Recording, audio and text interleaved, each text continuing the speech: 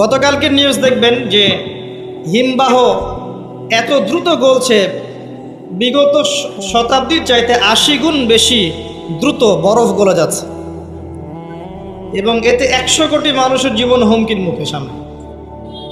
এর কারণ হচ্ছে বাতাসে পরিবেশে কার্বন ডাইঅক্সাইড, কার্বন মনোক্সাইড গ্যাসটা বেশি, এবং মিলস অ্যান্ড ফ্যাক্টরিজ, ইন্ডাস্ট্রিজ, এগুলোর মধ্য দিয়ে আমরা পরিবেশের ভারসাম্য নষ্ট করে ফেলেছি। কে করেছে? জিনজাতি। প্রত্যেকটা সেক্টর, জলবায়ু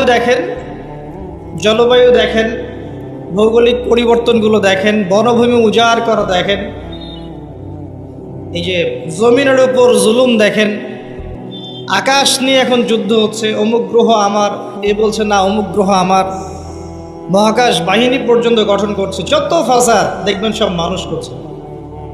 এই কথাটাই ফেরেশতারা বলেছিলেন, আতাজআলু ফীহা মান ইউফসিদু ফীহা ওয়া ইয়াসফিকুদ দিমা।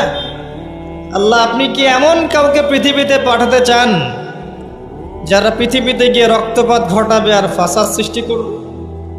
আল্লাহ পাক সেই কথাই বলেছেন সূরা রুমের মধ্যে, জলে স্থলে যত বিপর্যয়, এগুলো মানুষের হাতের কামাই। অস্বীকার করার কোনো বুদ্ধি নাই, এগুলো আমাদের হাতের কামাই। ব্যক্তিগত পর্যায়ে ওয়াল আসরি, সময়ের কসম, কেউ যদি সময়কে মূল্যায়ন না করে সে নিজে তার নফসের উপর জুলুম করবে, ফাসাদ সৃষ্টি করবে না? আসেন, এরপরে আল্লাহ পাক মানুষ সৃষ্টি করলেন আদম আলাইহিস সালামকে এবং তাকে জ্ঞান শিক্ষা দিলেন। ওয়াল্লামা আদামাল আসমাআ কুল্লাহা, আল্লাহ পাক আদম আলাইহিস সালামকে সমস্ত জ্ঞান শিক্ষা দিয়েছেন। বলেন সুবহানাল্লাহ। সমস্ত নামকে শিক্ষা দিয়েছেন। জ্ঞান কি বুদ্ধি থেকে আসে না অভিজ্ঞতা থেকে আসে? ফিলোসফিক্যাল থটস আছে এরকম, জ্ঞান আসে বুদ্ধি থেকে, কেউ বলে জ্ঞান আসে অভিজ্ঞতা থেকে, কেউ বলে জ্ঞান হচ্ছে সমন্বয় মতবাদ, কিছু বুদ্ধি কিছু অভিজ্ঞতা।